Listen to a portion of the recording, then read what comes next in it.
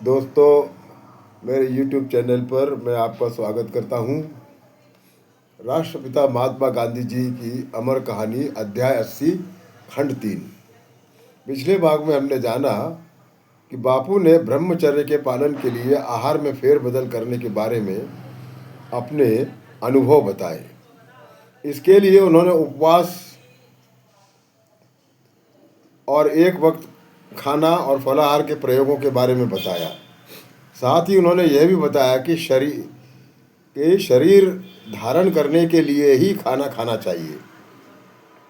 इंद्रियों के संयम के लिए स्वादेंद्रियों पर नियंत्रण जरूरी है। अब आगे पत्नी की दृढ़ता। बापू लिखते हैं, कस्तूरबा 3 बार गंभीर बीमार हुई और तीनों बार घरेलू उपचारों से बच गई। इसमें पहली बार जब वो बीमार हुई तब उसको बार बार रक्तस्राव की शिकायत हुई थी। उस वक्त सत्याग्रह का युद्ध चालू था। एक डॉक्टर मित्र ने ऑपरेशन करने की सलाह दी। बहुत समझा बुझाने के बाद वो मान गई। शरीर अत्यंत कमज़ोर हो गया था। डॉक्टर ने बिना क्लोरोफॉर्म दिए शस्त्रक्रिया की। उसे बहुत दर्द हुआ जो उसने सहन किया। डॉक्टर ने और उनकी पत्नी ने कस्तूरबा की अच्छी देखभाल की। यह घटना डरबन में हुई थी। 2-3 दिन बाद डॉक्टर ने हमें जोहानिसबर्ग जाने की परमिशन दे दी। हम गए और थोड़े ही दिन में वो फिर बीमार हो गई और उससे उठा नहीं जाता था और एक बार तो बेहोश भी हो गई थी। डॉक्टर को मालूम था कि मुझे पूछे बिना उसको दवा दारू अथवा मांस दवा के रूप में देना और अन्य न दिया जाए, यह डॉक्टर को मालूम था। डॉक्टर का मुझे जोहानिसबर्ग में फ़ोन आया। उन्होंने कहा, आपकी पत्नी को मांस का सार अथवा गोमांस का काढ़ा देना आवश्यक है। उसके लिए आपकी अनुमति चाहिए। मैंने उत्तर दिया, मैं ऐसी अनुमति नहीं दे सकता, पर कस्तूरबा चाहे तो आप उससे पूछ सकते हैं। यदि उसकी अनुमति हो तो बेशक दे सकते हैं। डॉक्टर बोले, रोगी से इस तरह पूछना मुझे पसंद नहीं है। आपको समक्ष यहाँ आना जरूरी है। यदि मैं जो बताऊंगा वो खाने की अनुमति नहीं हो तो मैं आपकी पत्नी की जान के लिए जवाबदार नहीं रहूँगा। मैं उसी दिन डरबन गया। डॉक्टर ने बताया, मैंने तो पहले ही उसे सार दे दिया था, फिर आपको फ़ोन किया था। मैंने कहा, यह तो धोखा है। डॉक्टर बोले, ऐसे समय में हम रोगी की जान बचाने को अपना परम कर्तव्य समझते हैं और किसी भी तरह से रोगी को बचाना ही हमारा धर्म समझते हैं। मुझे बहुत दुख हुआ पर मैं चुप रहा। डॉक्टर मेरे स्नेही थे और उनके मेरी पत्नी पर उपकार थे, फिर भी इस तरह का व्यवहार सहन करना मुझे अच्छा नहीं लगा। मैंने डॉक्टर से कहा, आप मुझे सब कुछ साफ साफ बताएं। मेरी पत्नी को मैं उसको मांस खाने नहीं दूंगा, फिर भी मांस न खाने से उसका कुछ भला बुरा हो तो मेरी सहन करने की तैयारी है, पर उसकी सम्मति के बिना मैं उसे मांस नहीं खाने दूंगा। डॉक्टर बोले, आप अपना वेदांत मेरे घर में न चलाएं।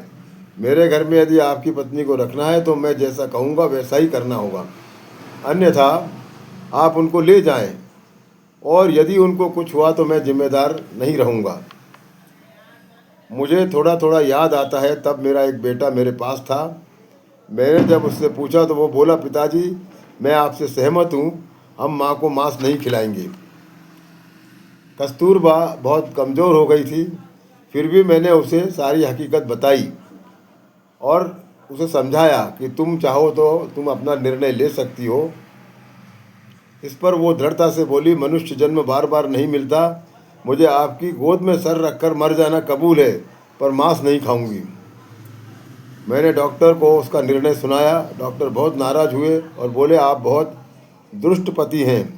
ऐसी बीमारी की अवस्था में उसके पास ऐसी बात करते हुए आपको शर्म नहीं आई?